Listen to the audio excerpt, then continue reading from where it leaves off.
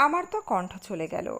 আশাজি না থাকলে দেবশ্রী রায় হতেই পারতাম না। অকপট স্বীকারোক্তি অভিনেত্রী দেবশ্রী রায়ের। কি জানিয়েছেন অভিনেত্রী, বিস্তারিত থাকছে প্রতিবেদনে। বন্ধুরা, চ্যানেলে নতুন হলে চ্যানেলটি সাবস্ক্রাইব করে রাখতে পারেন। প্রয়াত আশা ভোঁসলে ৯২ বছর বয়সে মুম্বাইয়ের ব্রিজ ক্যান্ডি হাসপাতালে শেষ নিঃশ্বাস ত্যাগ করেন সুরসম্রাজ্ঞী। তার মৃত্যুতে গভীর শোকের ছায়া নেমে এসেছে শিল্পী থেকে অনুরাগী সকলের মনে। আজকাল .in যোগাযোগ করেছিল দেবশ্রী রায়ের সঙ্গে। আশাজি না থাকলে উনি আমার জন্য গান না গাইলে আমি দেবশ্রী রায় হতেই পারতাম না। উনি ছাড়া আমি অসম্পূর্ণ। ঈশ্বরের অসীম আশীর্বাদ, বাংলা চলচ্চিত্রের অধিকাংশ গান উনি আমাকে উপহার দিয়েছেন। কোনটা ছেড়ে কোনটা বলবো, এখনও শোতে গেলে আশাজির গান গাই। দেবশ্রী আরও বলেন, ছোটবেলায় আমি আর আমার দিদি রুমকি ঝুমকি আমরা নাচতাম। কিশোর কুমার বা মোহাম্মদ রফি নাইট হতো, আর.ডি. বর্মন, আশা ভোঁসলে নাইট হতো। আমাদের ছাড়া কোনো অনুষ্ঠান হতো না। আর ছিলেন কৃষ্ণা রায়, মানে রানী মুখার্জির মা।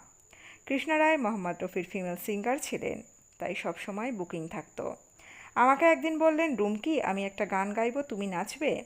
আমি তো আনন্দে আত্মহারা। নাচবো না মানে? আশাজি গাইলেন, কিনে দেয় রেশমি চুড়ি। আমি নাচলাম। দেবশ্রী রায় আরও বলেন, আমরা ছোটবেলায় অপেক্ষা করতাম পুজোর গানের জন্য। তখন আশাজি, লতাজি, কিশোরজি মানে একটা আলাদাই ব্যাপার। তারপর যখন জানলাম ত্রয়ীতে আশাজি গাইছেন আমার জন্য, আমি আনন্দে দুদিন ঘুমাতে পারিনি। আরও কাছাকাছি জানা অজানা কত গান বলবো। আমার বাণিজ্য সফল ছবি ত্রয়ীর জন্য আমি হিট হয়েছি। উনি না গাইলে আমি হয়তো কমার্শিয়াল সিনেমার নায়িকাই হতে পারতাম না। আর কত রাত একা থাকবো, আজ আমি অচেনা যে কী সব গান। ওর এক অসম্ভব গুণ ছিল। পরিচালক ফোন করলে আগেই জানতে চাইতেন কার জন্য গাইছি। নায়িকা বুঝে তিনি গানকে সাজাতেন। আমার একটা অংশ চলে গেল।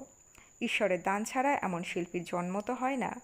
জানি বয়স হয়েছে, অসুখ করেছে, কিন্তু সবটা জানার পরেও মানতে পারছি না যে আশাজি নেই। উনি বিচারক হিসেবে এসেছিলেন, আমি সেখানে বিশেষ অতিথি। আশাজির সঙ্গে দেখা হবে ভেবেই আমি ওর জন্য একটা শাড়ি কিনলাম। দেখা হতেই প্রণাম করে সেই শাড়িটা দিলাম। ওনার এত পছন্দ হয়েছিল যে পরের বার এসে বলেছিলেন, দেবশ্রী কোন দোকান থেকে শাড়ি কিনেছে সেই দোকান থেকে আমি আরও শাড়ি কিনব। ট্রায়াঙ্গুলার পার্কের একটা ছোট্ট দোকান, সেখানে পরে আমি গিয়ে দেখি বড় বড় করে আশাজির ছবি টাঙানো। তখন জিজ্ঞেস করে জানতে পারি আমার দেওয়া শাড়ির বাক্স থেকে ঠিকানা নিয়ে গিয়েছিলেন দোকানে। এত শৌখিন মানুষ ছিলেন। আর কত রাত একা থাকবো, সেই সময় আলোড়ন ফেলে দিয়েছিল। এখনও পুজোর প্যান্ডেলে বাজে। এত বছর পরেও এই গান মানুষ পছন্দ করেন। আজ আমি অচেনা যে, মনের নাম মধুমতি, এসব গান কাল্ট।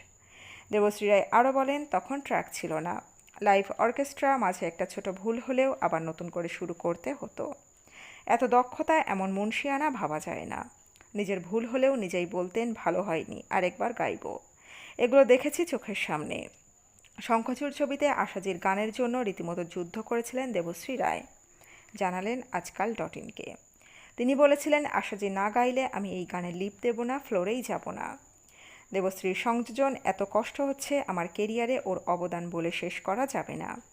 আমি খবরটা পাওয়ার পর কেঁদে ফেলেছি। আমি প্রার্থনা করি আবার যেন উনি আশা ভোঁসলে হয়েই জন্মান। বন্ধুরা, এই আপডেট ছিল এতটুকুই। দ্রুত ফিরে আসছি নতুন আপডেট নিয়ে।